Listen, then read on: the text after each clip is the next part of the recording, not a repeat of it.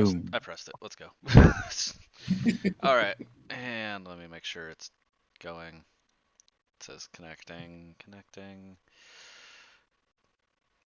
and okay, we're live. Hey, how's it going, everyone? Welcome to the Outpost 1018 anime podcast for February 2021. How's everyone doing? I hope everyone had an excellent short February. So why don't everyone introduce yourselves?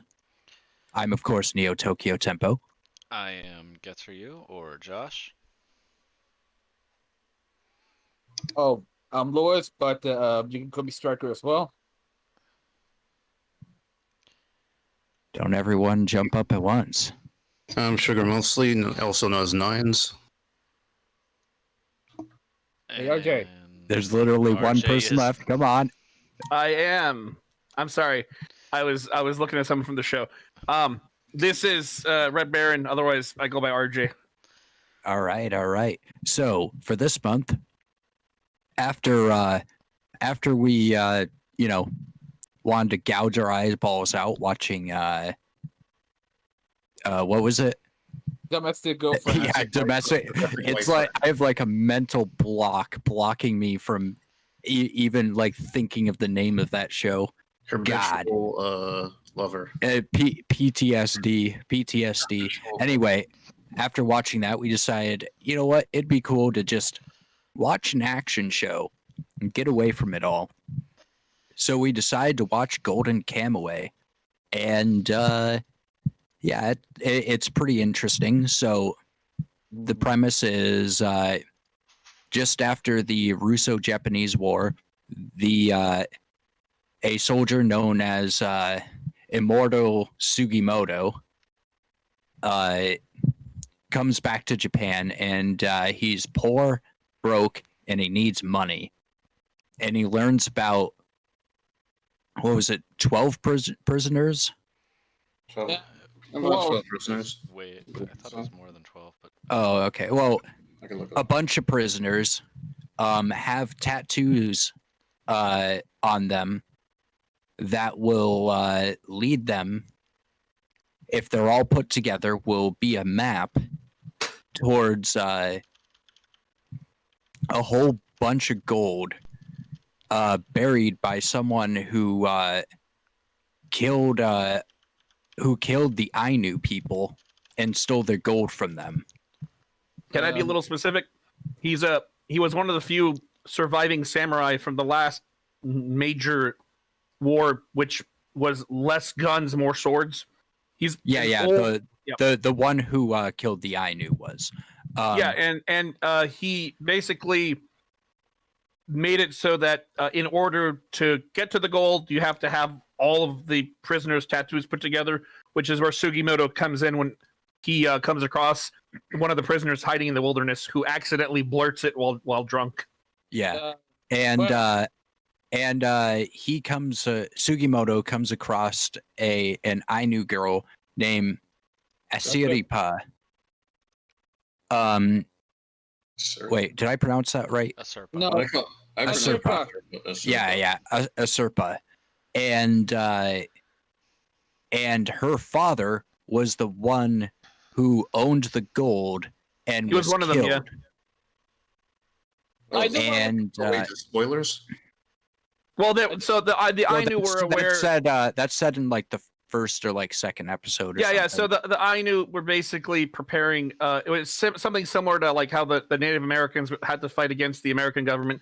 The Ainu, being the indigenous group living in Japan, or one of the indigenous groups in Japan, they were preparing for defense. They were getting their gold ready to buy weapons and whatever because they knew that the Japanese government wasn't going to honor previous agreements.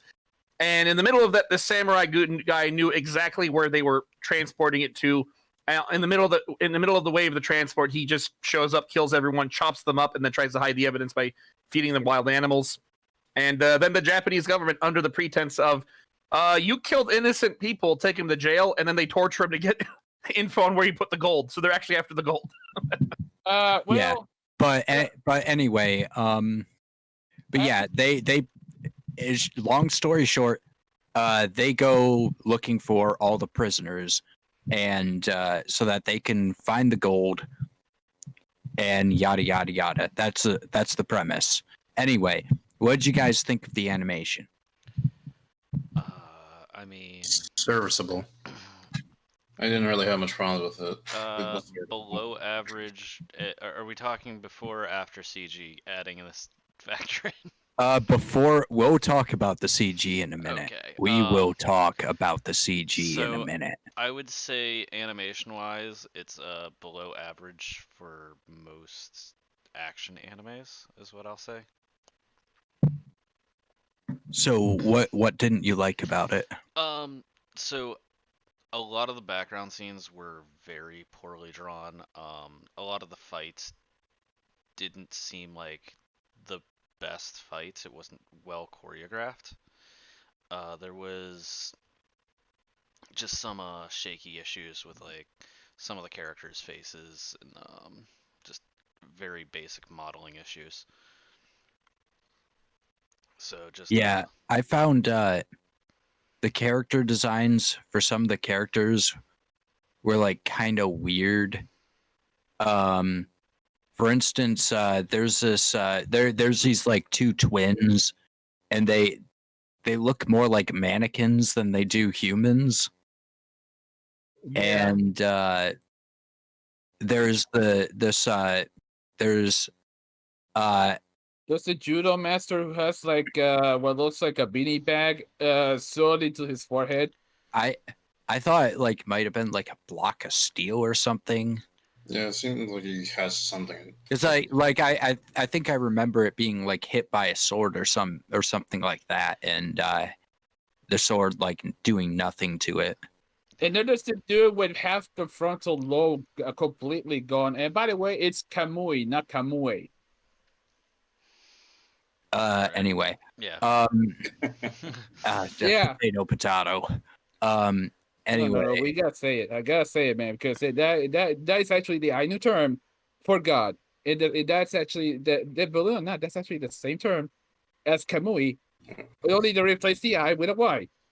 But yeah, Golden Kamuy, it is. Yeah. All right. Yeah. But My bigger issue is just like there's a lot of inconsistencies. Like,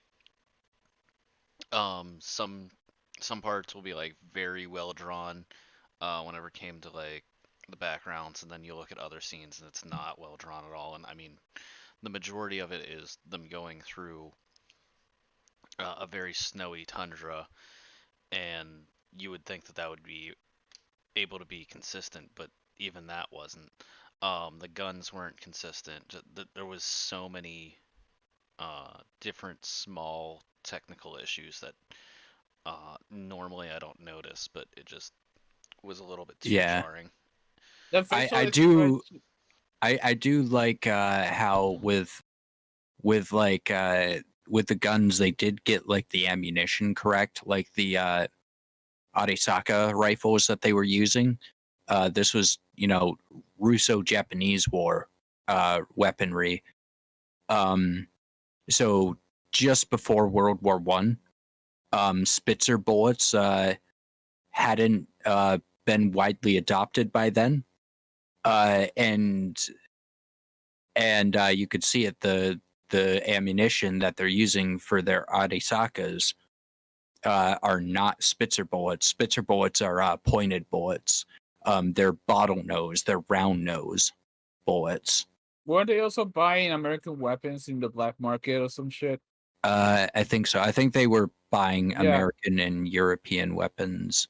Yeah, there was the Maxim gun in there. Yeah, I mean, I'll be honest with you, that Maxim gun was pretty fucking chad. If I say so myself. There's also the facial expressions the characters have. Some of these are should be straight up out of context fodder for Golden Kamuy. Well, some of them sound like something you'd or look like something you'd see in like Nichijou or something. It's a bit. I found the humor in general to be a bit out of place, but we'll talk about that later. The As far as going back to the character designs, well, some of them looked really horrible. Some of them also looked quite good. Like Sugimoto's character design, he looks great. He looks badass. I liked how he looked. I liked how Asirpa. Asirpa.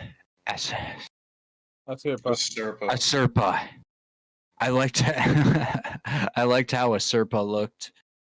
She had a very, very well done character design. Looked great. You could put those two characters in silhouettes and tell who they are. I actually liked the guy, the design of the guy who was like missing part of his frontal lobe. Tsurugi. Yeah, Surumi. Tsurumi, yeah. I liked him. There's the samurai guy. He looked quite good. I mean, it wasn't anything special, but it was. He definitely looked how he was supposed to look. Not gonna lie, but judo guy, easily one of the best characters in that show. Judo guy. Yeah, the Ushiyama. Ushiyama. Yeah, Ushiyama. Yeah, forehead aside, which again I still question, he's a pretty good character. Yeah. Let's address the elephant in this room. You mean the bear in this room? Let's address the bear in this room. My God, I don't know if that was a bear or it was a fucking blob because it was so goddamn dark that I couldn't see its fucking face. Josh, put the bear on the screen. It's rotating through. I made sure that was in there. That was some absolute fucking quality. That is possibly one of the worst uses of CGI I have ever seen. Oh wait, I did in anime. I will agree, it's bad, but I love it ironically. Like the only thing I can think of that's worse is like there's like this CGI sequence in some 80s anime movie that maybe we'll review that movie sometime. But anyway, it involved a helicopter and it blowing up buildings. But anyway, okay, here we go. All right. But it does not. First of all, as far as like a realistic CGI bear goes, it doesn't look good. It's just bad. Second of all, why go for that look? There we go. All right. Why go for that look? It sticks out like a goddamn sore thumb. Even like really lazy CGI in anime. It also clashes with the style. Yeah. At least they try to match the art style in like a most lazy CGI anime, like with random passing by cars or something. But like they're not even trying with this. It's like they looked at this and were like, how can we make this look how could we make this look like it's not there? How could we make this look as much as possible like it's not supposed to be there? We Photoshop a 3D bear into the scene and call it a day. Because that's what it looks like. It looks like. And the worst part is that there's also a CGI wolf. And the CGI wolf, while I would rather it not be CGI, it looks okay. They at least bothered to try to cell shade it and make it blend in with everything else. But with the bear, it like, why? And it's not even like, oh, it's hard to cell shade something. It's not. Okay? It Can I is jump in? not. Real quick. Yeah. So, I think you might agree with this. Oh God, this bear's name. So that scene with the bear is like a badly ported PS3 game where they updated what the wolf would look like, but they left the bear as a crappy PS3 model with crappy They didn't textures. add the thing he mentioned before. Like they didn't add like. Yeah. It's like the bear looks like something out of an average PS3 game, and the wolf looks like something out of a brand new PS4 game. If that makes sense. Actually, It's you couldn't even see his CGI. Holy shit! He did a better job with the wolf than the bear. Yeah. The wolf, I had to point it out to you for you to remember it was CGI. Yeah, but I couldn't tell. I could not tell. So Pretty bad. I'm bringing it up. There we go. All right. Boom. you're bringing up what? The wolf versus bear. Okay. There you go. It's on the screen. Yeah. As you can see, wolf, cell shaded, looks okay. Looks at least like it's supposed to be there, kind of. The bear, it Looks like kids from a video game. I mean, Like, there's the bear looks better. It just doesn't look like it fits. Like that's the issue. yeah. Well, it looks like it came from a And it fucking is- magazine. And Jesus it's the worst part about it is that it's easier to do the look that the bear is doing than it is, or that the wolf that they have with the wolf. It's easier to do the art style that they have with wolf or the shading than it is to do that with the bear. If you notice the bear's left leg, is it me or is it not matching the fucking shadow? It's like it's floating. It's Look it's at- look at it. shadow. It's it's not leaving Well, I a mean, shadow it's at all. floating. Like it doesn't match shadow. Like you can't see the one arm on the shadow. Like I mean, compared to Is there that picture of Sugimoto punching the bear? yeah, I had that up. I can switch it. Yeah. That one you don't have to, because if people were looking, they've already seen it. Yeah. But Just that bring it up just in case. that one image sums it up perfectly. It looks like he's not punching anything.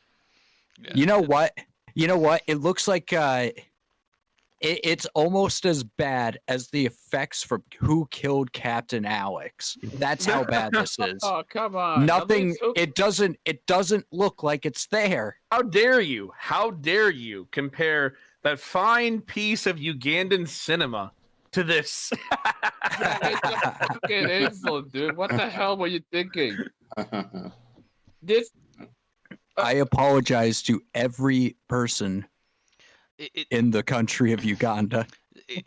This is so so. Just looking at this image even more, like the background makes it look like it matches him, and then you look at the sticks of the fire, and it matches the bear, and it's so jarring. It doesn't make any sense. Ugh. All right. you know, Oh, You see what I mean? Oh, this God damn. it's funny to write that this is the studio whose staff worked on Samurai Champloo years ago as Manglobe. Studio Gino has a lot of the staff of Manglobe. And this All is what right, they came so- up with. All right.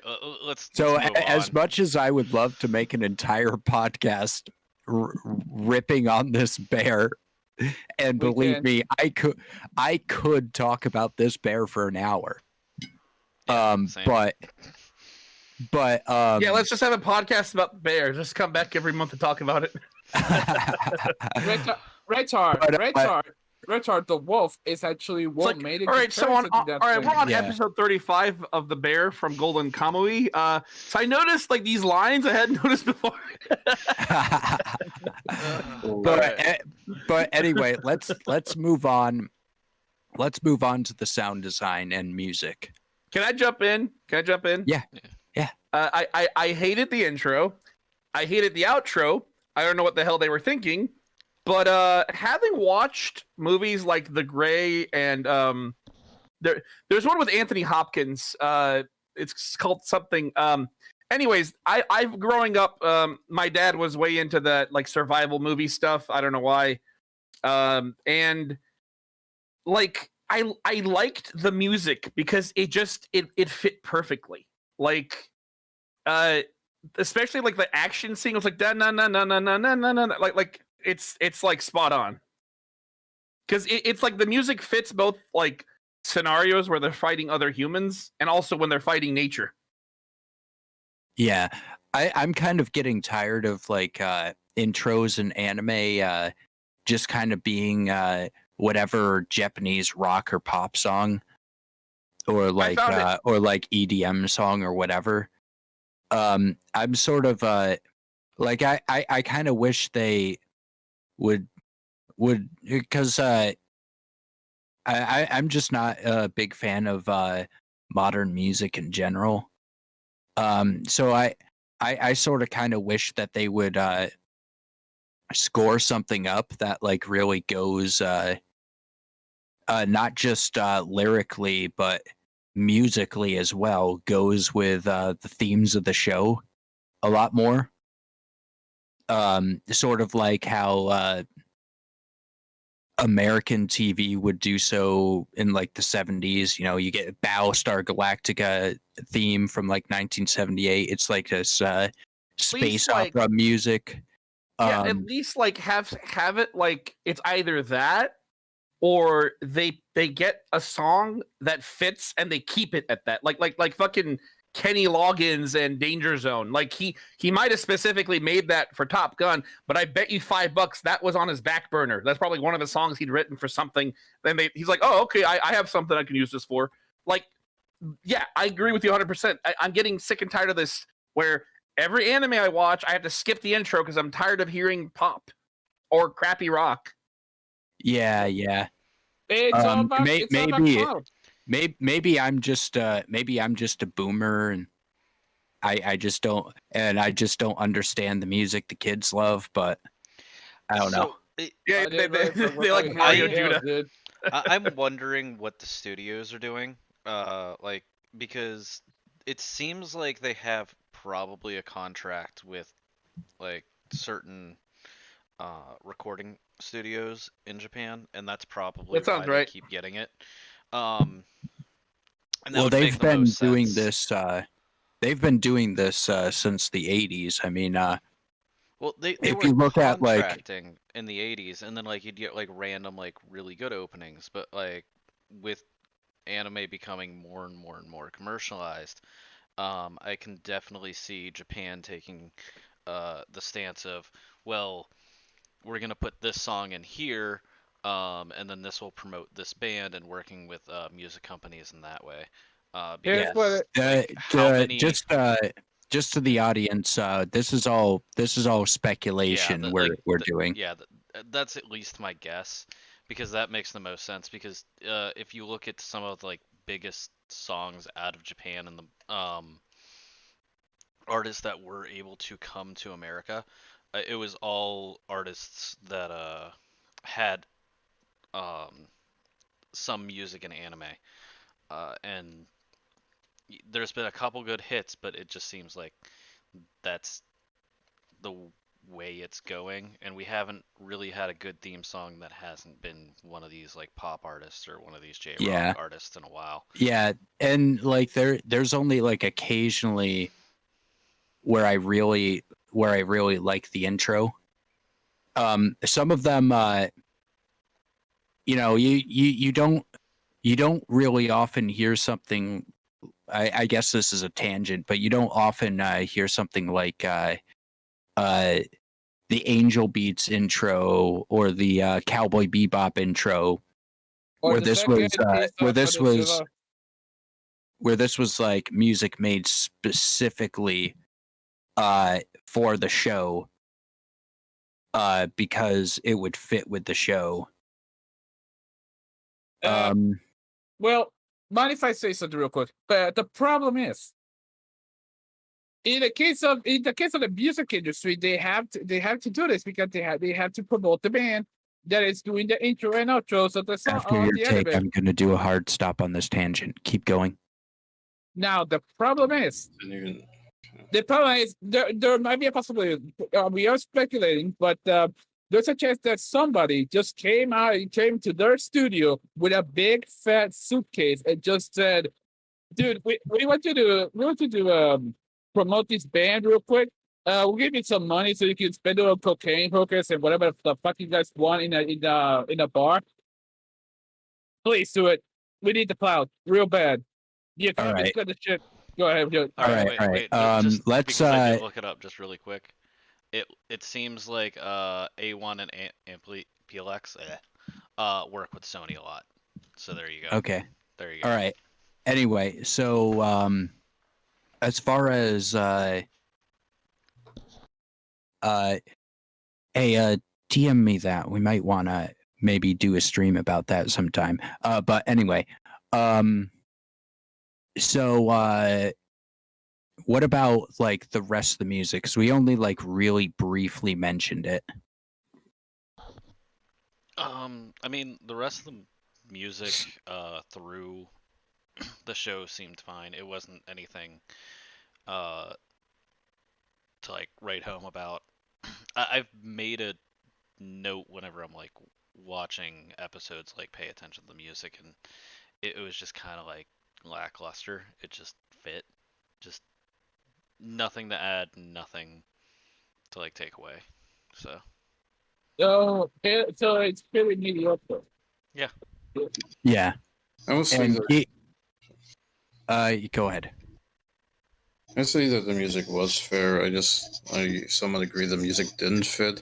Just don't think the band is bad, but yeah, they could have probably maybe spent a bit more time finding the opening and ending music that could have fit the but we're series. talking like just the normal, like through I'm the aware. episode stuff.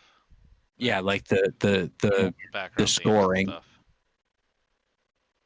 Hey RJ, What's up? isn't there something similar to that? Like you've been watching Hunter x Hunter, right?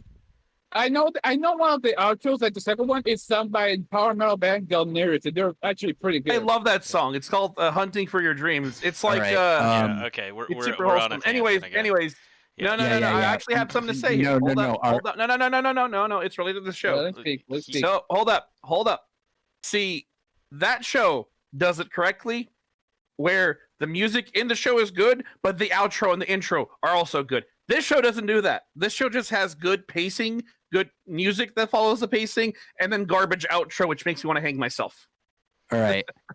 Anyway, let's talk about the sound effects and very quickly because Gunshots are spot on. The gunshots are just Alright. spot on. I like the gunshots. He know. But we're not Oh, talking my. about the writing. We're talking about the fucking. Yeah, I liked. I liked the gunshots. I liked the sounds they make when they're like racking bolts and stuff like that. Yep. It seems like though it kind of seems like they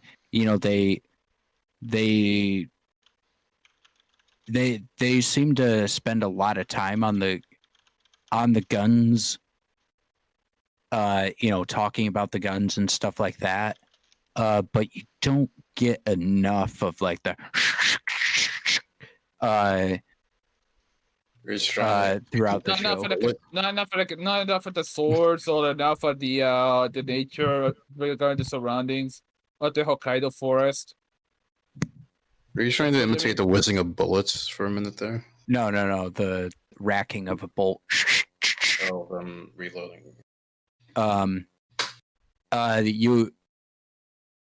I don't specifically remember any of the gore sound effects. There was like the cutting of the skin for like any of the skinnings was The skinning was it a wasn't bit like spot it on. wasn't disgusting, but it was like it sounded accurate. So Well, and then you got to have a point across it. That's what they're trying to do is skin these dudes. yeah, Now that I think about it, this has to be the first instance of an anime where you're scanning someone to use a map. Well, I mean that's kind of the concept of the It's entire kind of the show, well, but I was gonna say more on that. Just it there's a lot of body horror in this that isn't body horror, which is kind of weird. Anatomy. they It's don't just go- anatomy. Yeah, Yeah. it seems like they showed a lot of blood and gore, but it's kind of like it's kind of just downplayed as like, oh, this is what they're eating tonight. Yeah. Oh yeah, we're eating brains tonight. We're going full Risa Aslan from that- CNN here. Okay, that was actually one of the things that like I didn't like about the writing, and I know this is a little off topic, but every single kill, it was like, how's this taste? It's okay, but the brains are good with salt. It was said in the show like 3 or 4 times. Yeah, no, that- so let's, annoying. dialogue. But yeah. Yeah. Let's move on to the writing anyway, because we're Can I say halfway one through. thing? We're wait, halfway hold through up, our yeah, time. No. real quick. We're This has halfway. to do with writing and that. So hold on.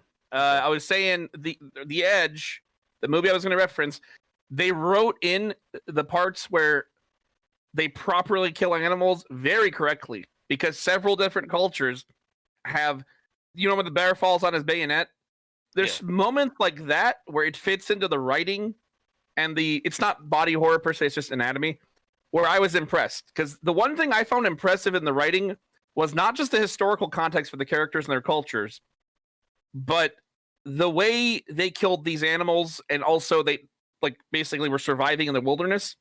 Now, a lot of it, you mentioned before we started the podcast, Will, like there was some stuff that was nonsense, like certain wood being used as torch, whatever. But Birch bark. but the hunting methods made sense because some of them I've seen in other movies. So I was just going to say that. Yeah. Putting like fat in the bottom of a bucket and then sticking nails into the bucket. That one made a lot of sense to me. Is it to hold the fat in place, like so? No. The fat was bait. Oh yeah. So. And then the fox would like stick its head in to try to lick the fat, and then because of the nails, he couldn't pull his head back out. Yeah. It's pretty fucked, but it's effective. Yep. To catch animals. I was just hopping in to do a transition because I figured, hey, what's a better transition than talking about the hunting? Yeah, but So, story. so okay, let's get into, I guess, the writing and plot. We kind of skipped over the characters. Yes, we did. Yeah, don't we usually do that last? No, we do Okay. the story last. All right, let's wrap around to the characters instead. I guess, do we want to start with the main or just? Yes. Which one would you say the main is? Sugimoto? Sugimoto. Definitely All right. Sugimoto. Everybody's circling around him. So at some point during the Russo-Japanese War, when the Russians got bold enough to try and pick a fight with the Japanese, they invaded northern Japan. A good chunk of the Japanese soldiers that were fighting in some of those battles died, including the main character's friend, which is how this whole thing gets started. He says, "Hey, my wife is becoming blind. If I die, please take care of her." And it's sad because the first episode you see like he has PTSD. Like he's dreaming about his friend, and then he turns to his friend. His friend is like missing all his limbs and he's bleeding out. And he's crying to his friend to not go away, and his friend is like sinking into the underworld. And he wakes up from the dream. So he is like basically like a heavy duty survivor. He gets these adrenal rushes and almost every battle situation in the show, including the one where we first see him beat the shit out of several Russian soldiers and then kill them. But unfortunately, when he comes out of war, he doesn't have anything, because he would have had his medal had he not punched his commanding officer for endangering his friends and his the other soldiers. So that I'll let you guys pick up after this. that is how the entirety of the plot starts, because the other soldier faction, the Seventh, by the way, the grandfather of the writer who fought was in the Seventh, by the way. They were all mistreated. Like the Japanese government basically said, yeah, hey, thanks for doing your duty, now go away. As in, there was very little to support them when they came back. They had to find work themselves. And that is the driver for him and the other faction, because he wants to take care of his friend's wife, whereas they want to take care of themselves because they're all broke. Interesting Yeah. enough, Yep. you know what I think about Saichi Sugimoto? The dude is kind of weird. Like in one minute he goes full absolute mad lad on the enemy, and the second one he just goes full wholesome Chungus 100 when it comes to some of the scenes with Super. Yeah, I found I found a lot of Sugimoto's like Sugimoto had a lot of comedic moments, and they almost always felt really, really out of character for him. Like Sugimoto, he is a very, very serious guy. He is, he's not, Business first. he's not really a clown. At least I don't get that impression. But then just randomly he'll come into like almost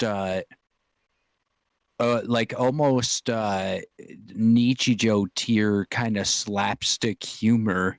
This is more Gintama than Nichijou, to be honest. Oh yeah. But you know what I'm talking about, right? Character design wise, is it me or do I see Jotaro Kudo from Jojo's Bizarre Adventure Stardust Crusader in this guy? RJ, what about this? Is it me or does Saichi Sugimoto look at me like Jotaro? Take a look at the hairdo, the face. Jotaro. Yeah. Yeah. He does look like him, don't he? Yeah. It's also kind of weird. He goes between like this bloodbath killer to like not wanting to kill anyone, and also like way too caring at the same time. He almost looks like he almost feels like Vash the Stampede. But the thing about Vash the Stampede is he would act like a goofball to hide the fact that he was a badass gunslinger. Yeah. Whereas this guy, there's like no reason for his switches. Yeah, like it would be okay if he was just like, I'm a killer, and then they do like the like, hey, don't kill anyone kind of thing, and he's like, ah, fuck. And him being like nice all the other times would be like, oh wait, shit, there's someone like trying to kill me, let me go into that mode kind of mentality. But like it's just there's too many variants of it that it just wasn't consistent to like have as a character. But outside of that, like I like the fact that he's like just trying to get through the days, just thinking ahead, um having like a decent personality that wasn't just like, I'm going to go and kill people, I'm gonna go get the money. It made him a more well-rounded character, but just he ranged a little too much that it was a little inconsistent at times. So Yeah. are we gonna The let's go, inconsistency isn't always bad. I would argue in this place it's a little too much, but yeah. Let's move on to Aserpa. yeah, Aserpa. Hey, I pronounced it correctly. Hey. Aserpa Aserpa's kind of a know-it-all. To be honest. I can justify that she lived in those mountains for like her whole life. Well, she's a know-it-all, but it was also like she only wanted to be the outside girl and like the one that was like hunting and doing things with her father.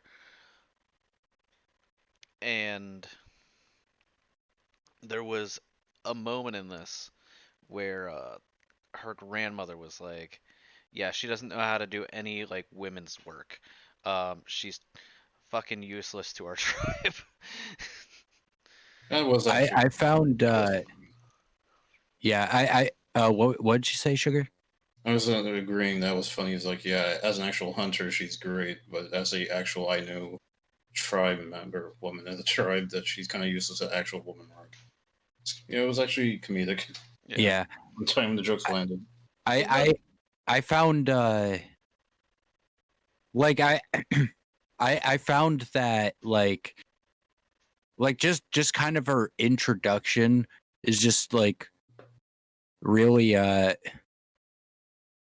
it made her a little bit unlikable because she would like she comes into the entire series, first time the viewer meets her, what does she do? Well, she goes to this she's this like fucking, how old is she, like 12 or something? She goes to this seasoned veteran soldier, and it's like it's like here's how to start a fire, here's how to make a torch, here's how to blah blah blah blah blah blah blah. What do you mean you don't know how to kill a bear? I'm 12 years old. I know how to kill a bear. You fucking pussy. Oh wait. And she's not like condescending with it, but she's like it just like She feel. needs to be reined in, basically. What'd you say? Like, she needs to be reined in. She has like this arrogant attitude of hers, which nobody has reined in or even tried to tell her, like, no, don't be like this. I know how to do this. So Well, like, get in my face about it. It's not even like that she's arrogant. It just feels like she's very cold. Just looking at her, she has a very cold personality. Yeah, like her like most of the lines she has is just her explaining things. And that's kind of the issue I have with her. Well, she, to be unfair, she also mellows out as the story continues around Sugimoto, so she's kind of drops out a little bit the more they've got more people in their party. I mean, she kind of does, but at the same time, like, she, I don't know if this is in the Japanese version as well, but she kept saying, she's like, I'm the new Inuit, like, I'm the new Ainu girl. yeah, new Ainu girl. Yeah, Kind of like sure. this, like, very feminist, like, it's like, I can do it too, kind of mentality. Yeah. And That's in the subtitles. Okay. I don't know if that translation is accurate, but it is in the subtitles. Yeah, so it was very much this, like, she's like, look, I'm being progressive, and it was like, you're It was from a very tribe, tribal. and there's literally like a town right there, and you're okay, sure. Just little odd to be changing like yeah. What about the fact that her grandmother starts telling her that she wants to give her away to Sugimoto? Yeah, and then like she was like sitting there blushing, and that, like, yeah. There's a lot wrong with that. Oh, you mean What about the scene when she's being told about dicks? Oh my god. Oh my Dick Senpai, god. no! Yeah, those Dick Sensei, Dick Sensei. Dick Sensei, that was it. What was the line? It was like it doesn't matter how big the dick is. It matters if it's attached to a gentleman. I was like, what the fuck? Yeah, when I saw it, I was like, dude, I what the mean, fuck? And I she was mean- drunk at that. She was I drunk I at mean, that. technically, you could say that's good advice. Yeah, but I don't know if that it's guy something- is But why are you definitely telling not- what? Like what? Why are you telling girls that's so young about dicks? Like maybe I just misunderstand Japanese Wait, culture, but who said that? damn, Wait, who was the character who said it? it was the judo guy. Yeah, that guy. It's kind of fucked in the head. I mean, I mean, yeah. let's be honest, dude, we just wants to fuck, so All right, let's go with Yoshitake Shiraishi, also known as the Scat King.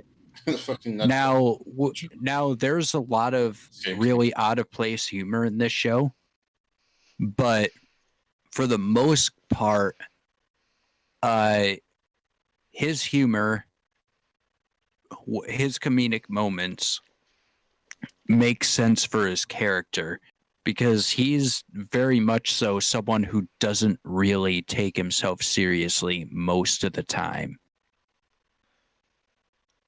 Yeah, the guy is basically the punching bag of the crew. But he's also very sympathetic compared to he's also one of these fucking escaped criminals, and they get worse and worse as they continue encountering them. Yeah, you know that scene where the guy just contorts his way into the prison cell while greased up on bear grease on That's bear their fat. thinking. Well, so That was what's fucking funny great. is like in Japanese history, there were people that were this cartoonish. In fact, there was a real life escape king, and he escaped from Japanese prison so many times that they had to keep putting him in more and more fortified prisons, and he still managed to get out. He would use his own sweat.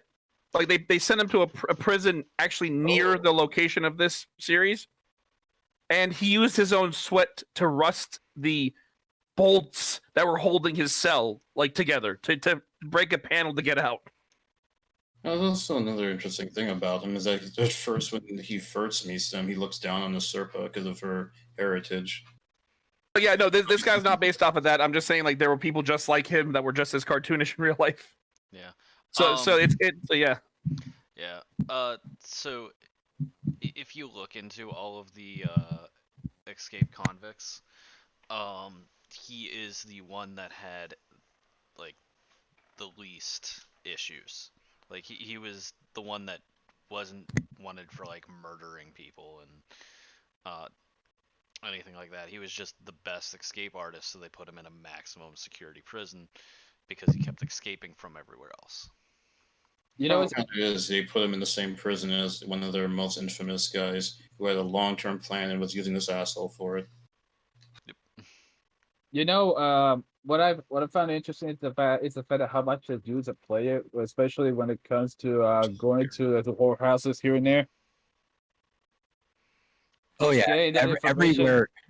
everywhere he goes, he's basically like, oh, is there a hot woman here? Hey, hot woman, I want to date you. Blah blah blah. It's sad. What? And then they push him away. What was that? That was Mike. Okay. Hey, yo, Yeah. what the bitch is at? Your mic is messing up. Eating Really itself. crispy. Yeah, no shit. Very crispy. No, The I was fuck? saying, what the bitch is at? Yeah. Okay. What's funny is if he would just show them that he could contort his body, like maybe he might pick up more women. But Yeah, he's Yeah, women love a flexible guy. that's all I'm saying. Oh, Yeah. And he really, really is good at what he does. You'll see him like somebody grabs him, thinks they caught him, and then whoom, his coat goes off, and whoosh, he's gone. Or he'll dislocate his joints just to like get out of a restraining position. Yeah, like there was Oh. the judo master, and he was able to just slip out, but the judo master was like, "Did you really dislocate everything to get out?" And he's like, "Yes, bye," and just ran. Yeah, Ushiyama is easily the second best character besides Shiraishi. Bar none. That's about Ushiyama clearly deserves his own, but we're on a tight schedule. All right, I guess let's talk about like the main bad guy. Actually, bad guy. are we out of time for characters? We have 10 minutes. Yeah, I guess. Hijikata would be it. Yeah. Yoshiso. All right, Hijikata. let's you know what? Let's quickly go through the villains. We're gonna have to go over time for this one. Yeah. Overtime. Let's see. I suck at We names. spent too someone else long say on them. the bear. It was worth it. It's fine. But anyway, I think my favorite villains were the samurai and the dude who lost like his face. Or forehead specifically. Commander Surumi and Kadokura. That was the samurai. No, wait, that's not. It's not the guy forehead in Yeah. Boomer Samurai. Oh wait, Tsukishima. That's the. Oh fuck. Never mind. Never mind. So, go ahead. I'm not gonna. Toshizu. Oh, Or there we go. Toshizo or something like that. Yeah. Toshizo is by far the most intimidating character in the show, I'd say. Lightning round, by the way. Yeah. Lightning takes no tangents. Go. The fact that he lost like the front of his head and they depict him as being insane, definitely helps. Even though I think that that's not why he's insane. I think that that's just his personality and people just respect him for it. His head leaking was fucking weird though. I do gotta ask, how does Tokushiro Surumi sleep at night knowing that he has no frontal lobe, he has no eyebrows, or He probably even does. If he Face lost mask. part of his frontal lobe, he probably doesn't care. like have you seen the part where the dude just bites off one of these motherfuckers' fingers? Like that's straight the up first thing we see him do in the show. Yeah. absolute Chad. That dude's a That's Chad. Chad. That's Chad worthy for you. Near Yeah. No, I'll be honest with you. I like All to right, say all right. that Yeah. I idolize Alright. Mad Lad. Dude takes on Kano, the cross-dresser. Dude takes on the cross-dresser. Quick. That it was very weird that they had a cross-dresser that well, and we don't even know if they were female in the prison, and then like we're just stealing male body parts to stay younger. I actually will say that they actually did all that shit after they escaped. So they transitioned. When they escaped. That was they definitely had the best setup. Great. I liked the Madhouse Hotel with all the traps everywhere. Yeah. Very, very entertaining. I liked that quite a lot. Who was the masochist? Oh wait, Fuck. I want to say something about Yenaga real quick. We're talking about the guy that like wanted to die, right? The one with the tattoo. Yeah. The one that had a shining light on his boner. Yeah. His name is Henmi Kazuo. Oh god, he was the worst character. He was by far the worst character. Yeah, how bad? I will say how bad he was is that he got off to seeing his own brother get fucking killed and eaten by a pig. The fact Well, that it was just like the whole episode was annoying. Like, I want him to kill me. Boner. Yeah, that carrot is pretty fucked. Like, I just use this giant sword and just like it's like he's holding a gun and a knife. Like he felt like a character in a porno, except he wanted to be chopped into little itty bitty bits. Castle Hemney. He was reverse Buffalo Bill minus the cannibalism. I'll be honest with you when I say that Castle Hemney has to be the fruitiest character in that show. I mean, that dude is hella good. Let's be honest with ourselves. Now that being said, holy fucking shit. and hard cut. Samurai. We're going to the story. I was gonna say Boomer Samurai really quick. Boomer Samurai. Hard cut. Go the story. All right. Boomer Samurai. Hijikata-san. Doshiso Hijikata. The old guy with the samurai sword, the Winchester. I said hard cut. Story. All right. I'd say story-wise, just combining all these characters, the concept of the plot is probably like the best part of the show. It's what draws the hook in. The idea of assembling, and I did look it up. It's 24 people, either skinning them or drawing everything together to find a map of gold, just to get to some guy that's in prison to like have him killed, and like to make sure that you have enough money to like do certain things, and then have other people also trying to get to that same goal. Uh, you know, it's a very interesting concept, at least. Yeah, it's almost like the plot to a Western movie. You know, you could imagine like that being who's the director that wrote The Good, the Bad, and the Ugly. You could almost imagine him writing or directing a plot like that. And then also making sure all of the people with tattoos were like So- very Sergio Leone. crazy convicted like felons, where like most of them are murderers. There's like a crazy escape artist. There's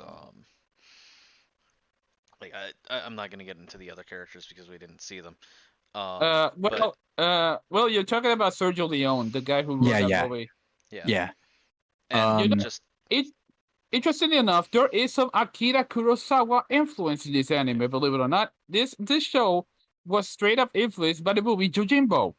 There was also a lot of Akira Kurosawa yeah. influence in Sergio Leone's Western movies.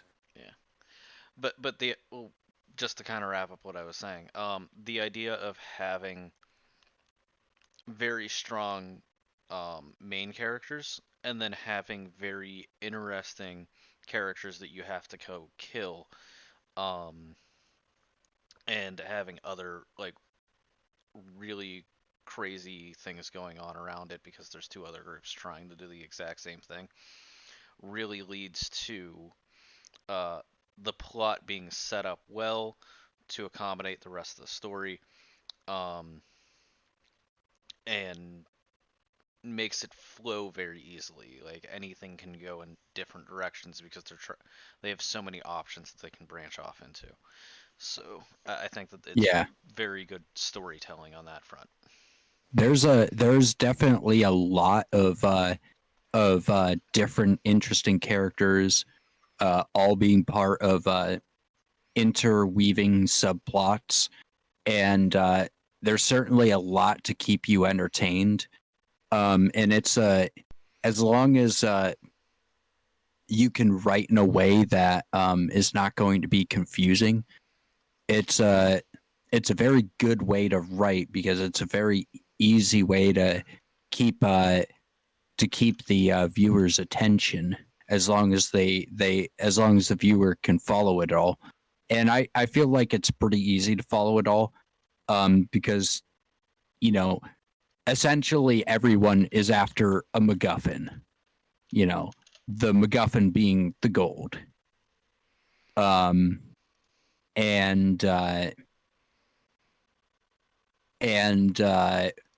really the struggle between the different factions is what makes it interesting. A lot of the brutality that they inflict on one another really puts kind of a personal stake in it. You know, Sugimoto has like fucking wooden, like I don't know, shish kebab sticks or something stuck through his mouth. That was the dango dumplings that Yeah. Yeah. And the one of the twins, Sugimoto, cuts his face up. And they, you know, all these, you know, these characters slowly start to have reasons to like personally hate each other and not just hate each other because they're competing with them for the gold. It's grudges, yeah. Yeah. They failed. the fact that Surumi just came in with a barber's razor and just started kind of doing his nose. Like fucking hell, I'm actually surprised they actually covered that one. Oh yeah, and that is, like I mentioned, it's kind of like a Western. That's the kind of brutality you'd see in like a spaghetti Western. Yeah. All right. So I'm gonna add one thing. yeah. I liked how Boomer Samurai broke into a bank just to get his sword back. Yeah. There is one last thing that I just want to bring up because I found it funny. So he was part of the 7th Division. Do you know what the nickname of the 7th Division was? Nope. It was the Bear Unit. Wow. Just to kind of tie everything I'm going together. to very, very quickly wipe that from my mind. Oh yeah, didn't they get Good massacred? luck with that. Half of them get massacred by the bear. Yeah. Pretty sure.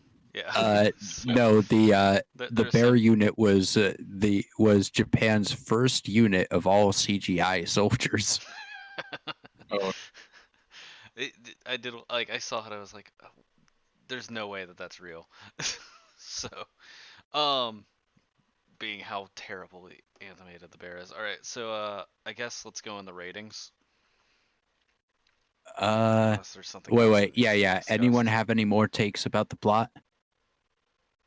This is It's- basically No, I just liked how it introduces us to a good chunk of like some of the stuff that I mean I'm not gonna say it showed everything to about the Ainu culture, but it showed enough that it was like it shows that they're interesting people. Yeah, I did like how they went quite deep into Ainu culture, or at least deeper than anything I've seen. That being nothing, I've never seen anything go into Ainu culture, but it's It shows still the clips. yeah. they had a good effort. I didn't like how basically, it seemed like almost half the scenes with Sugimoto and Asirpa.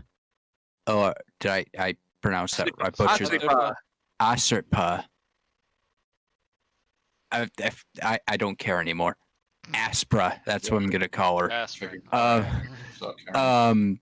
Anyway, I felt like half the scenes between those two were just like, haha, we just hunted something, and here is us eating it. Isn't this delicious? Yeah, love this. Yeah, So like it makes sense that like a good chunk of the conversations are around a campfire, but yeah. it's like can we have more character moments than them eating, please? Thank you. How about now? Well, at the So moment, I just think the story starts slow, but it does warm up and get better when the more characters and their baggage gets shown. Yeah. Keep in mind we are just talking about season 1. Yeah, I know. Well, I'm hyped about season 2, and I'm not gonna say anything else about it. But I want to see it, and I'm glad there's more to the show. Yeah. Another thing I'm going to mention is this anime kind of does the Full Metal Alchemist Brotherhood thing where it seems to undercut its own drama with comedy. Like it's not like it doesn't feel like it's confident with the drama that it's presenting. It's like these guys were watching So- Gintama and they were going with, you know what? We don't care much about the drama, so we're just gonna turn it into bootleg Gintama real quick. And that's more or less how it ended. I just think they're just trying to find their spot because I guess they weren't really confident with the plot. Yeah, well they're not confident with the plot. They're not confident with the drama that they're presenting. So they throw in comedic moments to like too close after dramatic moments, like during the dramatic moments, in the hopes that will like keep the audience entertained. But all it does is like ruin the drama that's already there in a lot of scenes. And that's some, I didn't like that when Full Metal Alchemist Brotherhood did that, and I don't like it here. Any more takes? Uh, I liked the realism. I enjoyed it. I personally like the fact I personally like the fact the point of view from the Ainu culture regarding the various deities that they worship besides the Ainu culture as a whole. This is I like the fact that they even hired a guy who was a scholar regarding Ainu culture in Japan. It's a very nice touch. Like it's a very nice touch considering the accuracy of the series. And I like the fact that the setting is put in Hokkaido. Like there's Tokyo is not the only city in Japan where you need to do like a setting for a story. Like there's in Magical Arcade and Abenowashi, they go in Osaka. And in the case of this anime, they go straight into the Hokkaido in the Russo Japanese war, which is a war that's not usually covered in media at all. Overall, it's actually bad. The humor, there was a couple of things that did make me choke out loud, like the Ainu naming system. A surplus a name before was actually fucking insane. Like, seriously, who names their kid grandfather's asshole? Jesus Christ. Yeah, what he's talking about there is they always for some like religious reason or spiritual reason or something, they always name their children something really gross. Yeah, like pre-com or It's to otomi keep- or shit. Yeah. sure. Yeah. Josh knows about this one. It's to keep evil spirits away. Yeah, it's to keep evil spirits away, and then it also gives the ability to name your kid later in life. Yeah, there's a true something, name. Yeah, according to like how Their they act. personality. So yeah, so if like someone's like really into hunting and stuff like that, then they'll get like more of a hunter's name. If someone's like something else, then it follows that credence a little better. Yeah. Anyway, let's go into our final takes and ratings. All right. I guess I'll go first. This is one of the first animes I wish I would have like read the manga instead. The story is phenomenal. I love the concepts. I love the ideas. The pacing's at least decent enough, better than most. And the characters, though sometimes there's some issues with like a little too comedic, it was. I like the characters overall as well. My issue becomes the animation style. Hearing that awful opening every time that I open the show, just everything that makes an anime better than reading the manga and drives you to watch the show isn't there compared to if I were to just read it. And that's where this becomes an issue of, is it doing its job as an anime? Or is it just trying to do what the manga's doing and failing? So I have to give it a lower score just on that, even though I would say if you like the concepts of what we talked about, go read it. If you really want to, go watch it. If you don't like reading manga. And I'm giving that, knowing I'm giving it a low score of a 5, just because I feel like it's failing on the parts that make an anime. All right, RJ. I'm having a hard time. I can't decide whether I want to give it a 6 or 7.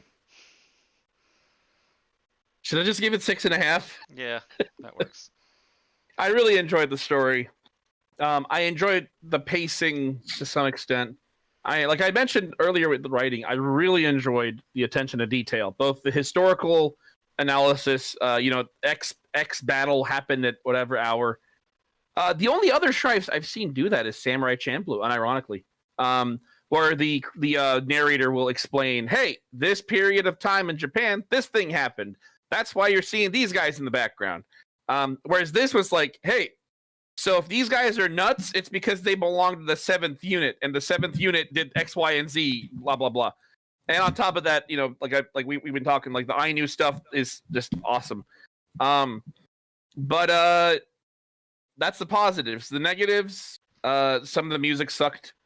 Obviously, some of the presentation sucked, and then it did exactly what you said with the Full Metal Alchemist Brotherhood. Because the thing is, I read Full Metal Alchemist from when I was a kid until like the beginning of college. I finished the entire series, and then when I watched Brotherhood, yeah, this was like that. Because the manga for this is great.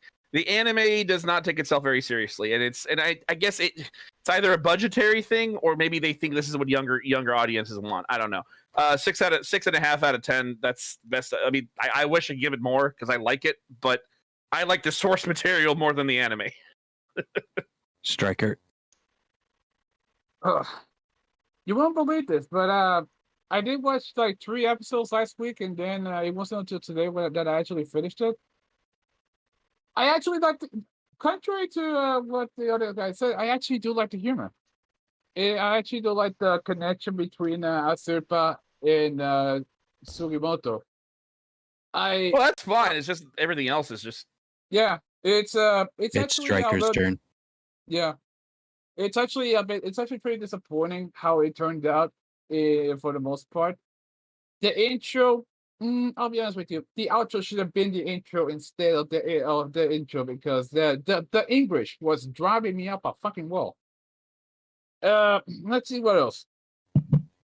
I can also say Sugimoto has no respect for being an absolute madlab when it comes to his to the fact that he just goes, he explodes. His sort of explodes when it comes to attacking people. I mean, he's a soldier; he has to do it. But the way he does it, it's like, frankly, if you have like 8 hours to kill, this is a decent series. But otherwise, I'm gonna give it a 6. Frankly, it's not for everyone. I understand that, and same goes with the humor, but I do love the fact that they represent the Ainu culture so well in this series. And like Karji said, Samurai Champloo was the only other series that actually did this. And I actually commend Gino for doing their homework. Other than that, I think I'll keep watching the 2 seasons that follow it. I really don't know. Unfortunately, the bear drove me up a fucking wall when it comes to how scary realistic it is in a bad way. Honestly, it is budgetary reasons, and frankly, that's the reason why I'm giving it a 6. That thing creeped me out more than. Never mind. Trigger, go ahead, man. I agree with a lot of the flaws with it. Again, I don't remember much of what I've seen, the finer details, but I'm aware because it was a historical series which I haven't seen enough of, and I kind of latched onto it because of it, because it's historical. So I love that explanation of the Ainu culture. I like the cast. The writing was still like stumbling, but it was still decent enough for me. I honestly was really hooked on it, and I enjoyed it a lot. I don't think, honestly, a lot of people won't like it, at least the anime. And like Dragon said, I probably recommend the manga more. But for me, I gave it like a 9, because I enjoy so much of it, and I could easily see past most of the flaws.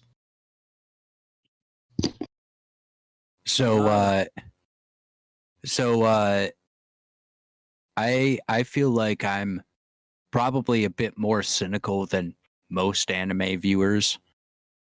I've been watching anime since I was a little kid. You know, some of my earliest memories are watching anime. You know, did it before it was cool, epic hipster kind of thing. But So to me, you know, a lot of these new shows, they feel kind of samey even when they're doing something different.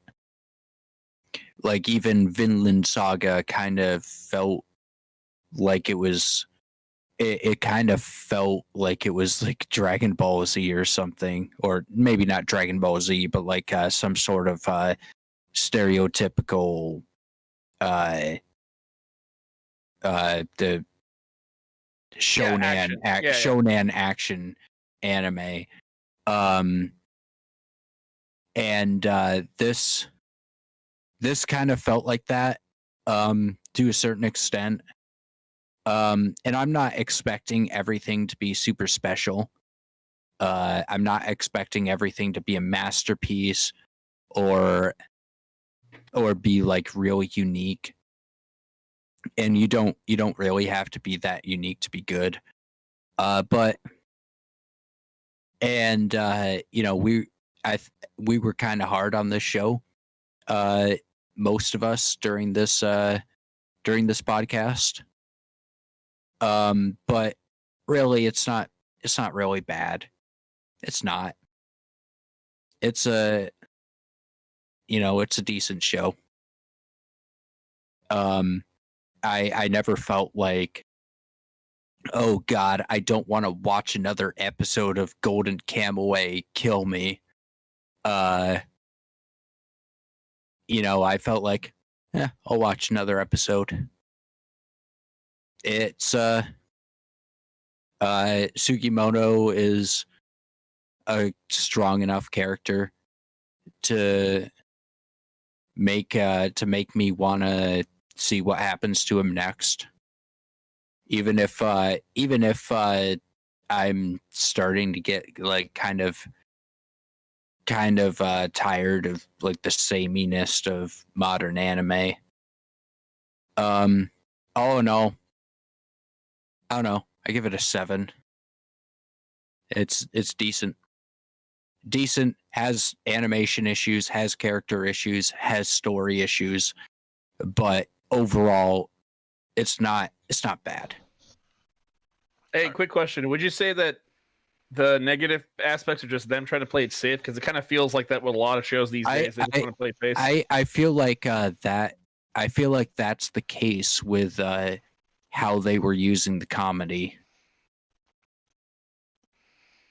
Yeah, that's fair. All right, so our average came out as a 6.7. The MAL is a 7.83, and the IMBD is a 7.9. Yeah. Perhaps it gets better later. Keep in mind we were only reviewing the first season, the first 12 episodes. Yeah, and like I really want to like touch on this. I gave it a low score because for me an anime has to be better than what I can imagine the manga being. And if this is just making me go, I want to know what happens next, but I'd rather read it, then it limits what the show should be doing. But if you like the ideas, like please go watch it. Like from what I've understood, the source material is actually like really, really good. So yeah, if you want to watch an action show and you want to watch 3 seasons of it, and you like history or something, or you want something, you want something that has a bit different of a premise, you know, there's a lot worse shows you can watch. yeah, and I mean this is or better, Rurouni Kenshin. Rurouni Kenshin actually had historical stuff like this, and it was the creator aside being a weirdo. You can just go watch that first. Watch that first, and then Golden watch this. Kamuy is cool and all, but you ever heard of Rurouni Kenshin? I'm not gonna correct you anymore. Screw this. I I'm not even gonna comment on it. All right. Oh, Hey, that's a And, classic. Yeah, it is. but anyway, no. let's say Really? goodnight, everyone. All right. Have a good night. Have a good night. Good night. I'm gonna go dream of that See bear. you. Later. Yeah, I'm going to have nightmares of that bear. It is going to CGI slash me in my sleep, and I'm going to be like, this is a dream and all, and I know I'm supposed to think my dreams are real, but you're not real. You're CGI. You know what? Final comment. I don't think I will ever find a villain as interesting as the one for this show. The guy with the missing skull. You mean the bear? Yeah. He definitely derailed everything. The bear wins. All right. All right. Have a good Anyway, night. yeah. Good night, everyone. See you See ya. next month.